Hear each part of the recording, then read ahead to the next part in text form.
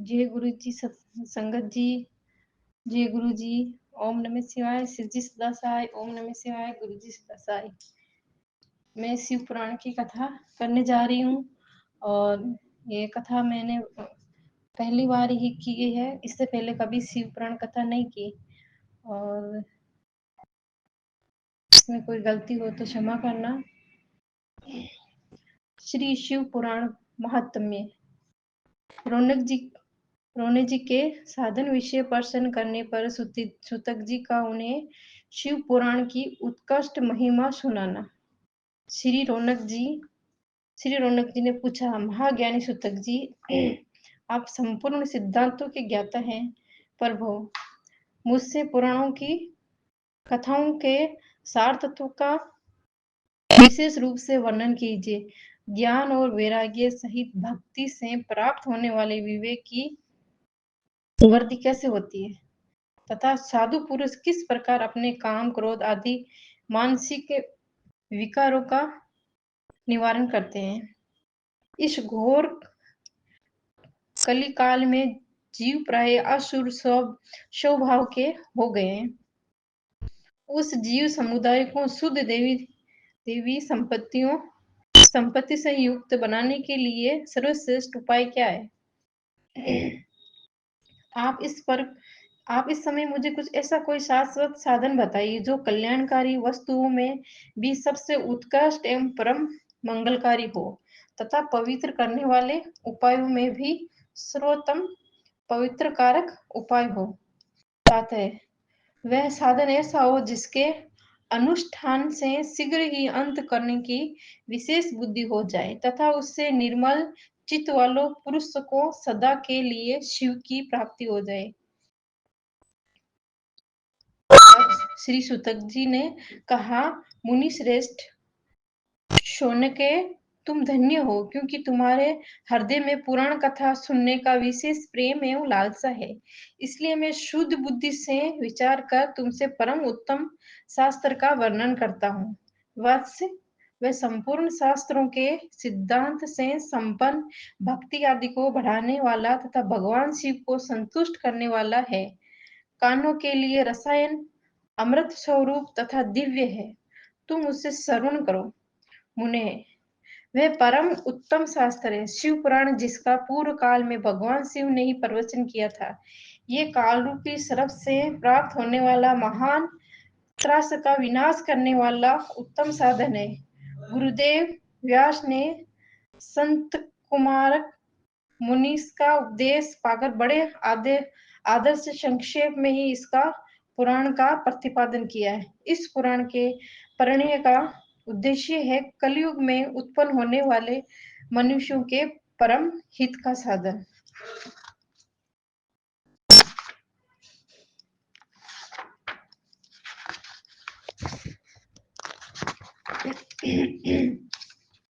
इस शिव पुराण परम उत्तम शास्त्र है। इसे इस भूतल भगवान शिव वाडम्य स्वरूप समझना चाहिए और सब प्रकार से इसका सेवन करना चाहिए। इसका पठन और श्रवण सर्व साधन रूप है। इससे शिव भक्ति पाकर श्रेष्ठ स्थिति में पहुंचा हुआ मनुष्य शीघ्र ही शिव पद को प्राप्त कर लेता है। इसलिए संपूर्ण यत्न करके मनुष्यों ने इस पुराण को पढ़ने की इच्छा की है अथवा इसके अध्ययन को अभिष्ट साधन माना है। इसी तरह इसका प्रेम पूर्वक श्रवण भी संपूर्ण मनोवांछित फलों को देने वाला है।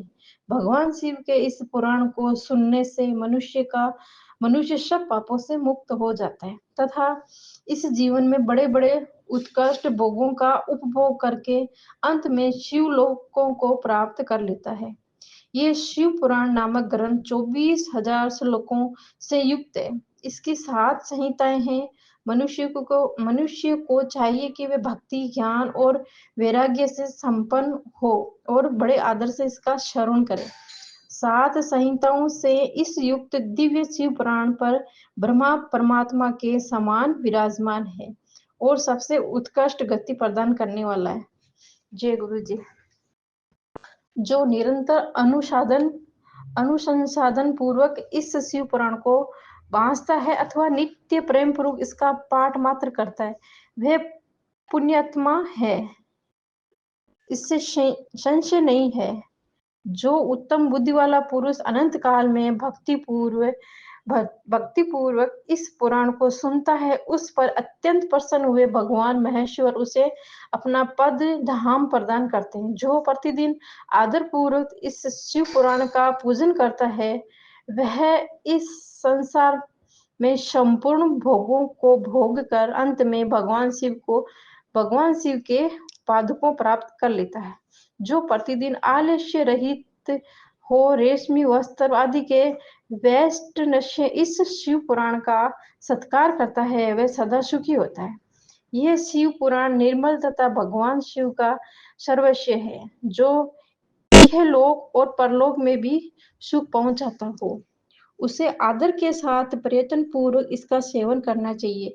ये निर्मल एवं उत्तम शिव पुराण धर्म, अर्थ, काम और मोक्ष रूप चारों पुरुषार्थों को देने वाला है। अतः सदा प्रेम पूर्वक इसका श्रवण एवं विशेष पाठ करना चाहिए।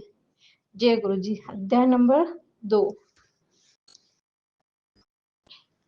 शिव पुराण के श्रवण से देवराज को शिव लोकों की प्राप्ति तथा चंचुला का पाप से भय एवं संसार से वैराग्य।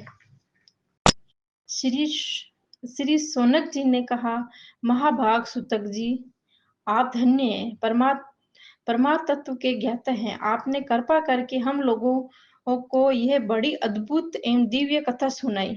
भूतल पर इसका कथा के सम्मान कल्याण का श्रेष्ठ साधन दूसरा कोई नहीं है। यह बात हमने आज आपकी कृपा से निश्चय पूर्वक समझ ली है। सुतक जी, कलयुग में इस कथा के द्वारा कौन कौन से पापी शुद्ध होते हैं, इसे उन्हें कृपा पूर्वक बताइए और इस जगत को कर्त्या कीजिए। सुतक जी बोले, मुन्नी, जो मनुष्य पापी, दुराचारी, खल तथा काम क्रोध आदि में निरंतर डूबे रहने वाले हैं, वो भी इस पुराण के श्रवण से पठन से अवश्य शुद्ध हो जाते हैं।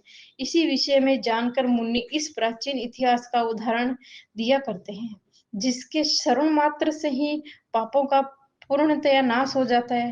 पहले की बात है, कहीं किरातों के नगर में एक ब्राह्मण रहता था, जो ज्ञान में अत्यंत दुर्बल, दरिद्र, रस बेचने वाला तथा वैदिक धर्म से विमुख था।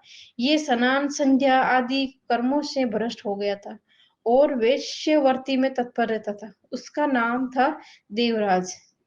वे अपने ऊपर विश्वास करने वाले लोगों को ठगा करता था। उसने ब्राह्मणों, क्षत्रियों, वैश्यों, शूद्रों तथा दूसरों को भी अपने बहानों से मारकर उनका धन हड़प लिया था। परंतु उस पापी का थोड़ा सा भी धन कभी धर्म के काम में नहीं लगा। वे वेश्यागामी तथा सब प्रकार से आचार भ्रष्ट था। एक दिन घूमता घामता वे देवयोग से प्रतिष्ठनापुर जूसी प्रयाग में पहुंचा। वहां उसने एक शिवालय देखा, जहां बहुत से साधु महात्मा एकत्रित हुए थे। देवराज उस शिवालयों में ठहर गया, किंतु वहां पर ब्रह्म ज्वर आ गया। उस ज्वर से उसको बड़ी पीड़ा होने लगी। वहां एक ब्राह्मण देवता शिव पुराण कथा सुन रहे थे। ज्वर में पड़ा हुआ देवराज ब्राह्मण के मुखारविंद से निकली हुई उस शिव कथा को निरंतर सुनता रहा। 1 मास के बाद वह ज्वर से अत्यंत पीड़ित होकर चल बसा। यमराज के दूत आए और उसे पासों से बांधकर बलपूर्वक यमपुरी में ले गए। इतने में एक शिवलोक से भगवान शिव के पादर्शन गण आ गए। उनके घोर अंग कपूर के समान उज्जवल थे, हाथ त्रिशूल से सुशोभित हो रहे थे। उनके संपूर्ण अंग भस्म से उद्भासित थे और रुद्राक्षी मालाएं उनके शरीर की शोभा बढ़ा रही थी। ये सब के सब क्रोधपूर्वक यमीपुरी में गए और यमराज के दूतों को मार पीट कर बारंबार धमकाकर उनको देवराज को उनके चंगुल से छुड़ा लिया और अत्यंत अद्भुत विमान पर बिठाकर जब से शिवदूत कैलाश जाने को उद्यत हुए, उस समय यमीपुरी में बड़ा भारी कोलाहल मच गया। इस कोलाहल को सुनकर धर्मराज अपने भवन से बाहर आए और साक्षात दूसरे रुद्रों के समान प्रतीत होने वाले उन चारों दूतों को देखकर धर्मज्ञ धर्मराज ने उनका विधि पूर्वक पूजन किया और ज्ञान दृष्टि से सारा वर्ताव जान लिया। उन्होंने उन्होंने भय के कारण भगवान शिव के उन महात्म्य दूतों से कोई बात नहीं पूछी, उल्टे उन सब की पूजा एवं प्रार्थना की। तत्पश्चात से शिव दूत कैलाश को चले गए और वहां पहुंचकर उन्होंने उस ब्राह्मण को दया सागर सामने शिव के हाथों दे दिया। शौनक जी ने कहा, महाभाग सूतक जी, आप सर्वज्ञ महामते हैं। आपसे कृपा प्रसाद से मैं बारंबार करता हूँ। इस इतिहास को सुनकर मेरा मन अत्यंत आनंद में निमग्न हो रहा है। अतः आप अब भगवान शिव में प्रेम बढ़ने वाली शिव संबंधी दूसरी कथाओं भी कहिए। जय गुरु जी, शुक्राना गुरु जी। आगे का पाठ कल करेंगे।